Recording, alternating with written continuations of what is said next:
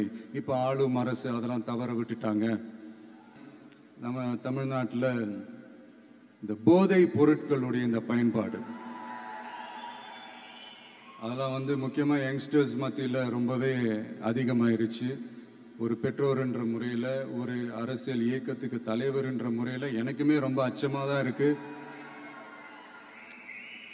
சொல்லலாம் இப்போ இந்த போதை பொருட்கள்லாம் இதெல்லாம் கண்ட்ரோல் பண்ணுறது அரசோட கடமை. இதெல்லாம் யங்ஸ்டர்ஸை இதிலேருந்து காப்பாற்றுறதெல்லாம் அரசுங்களோட கடமை. இப்போ ஆளும் அரசு அதெல்லாம் தவற விட்டுட்டாங்க அப்படின்றத பற்றிலாம் நான் இங்கே பேச வரல. அதுக்கான மேடையும் இது இல்லை.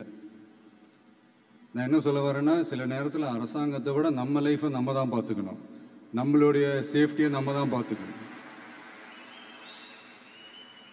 ஸோ உங்களுடைய செல்ஃப் கண்ட்ரோல், உங்களுடைய செல்ஃப் டிசிப்ளின் அது மட்டுமே வளர்த்துக்கோங்க. Say no to temporary pleasures, say no to drugs. எனக்காக இது ஒரே ஒரு வாட்டி ரிப்பீட் பண்ணுறீங்களா? Say no to temporary pleasures, say no to drugs. No, ஒரே ஒரு வாட்டி please. Say no to temporary pleasures.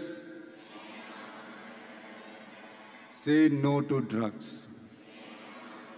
Thank you. இந்த உறுதிமொழியை நீங்கள் எல்லாரும் எடுக்கணும்ட்டு நான் ரொம்ப தாழ்மையுடன் கேட்டுக்கிறேன்.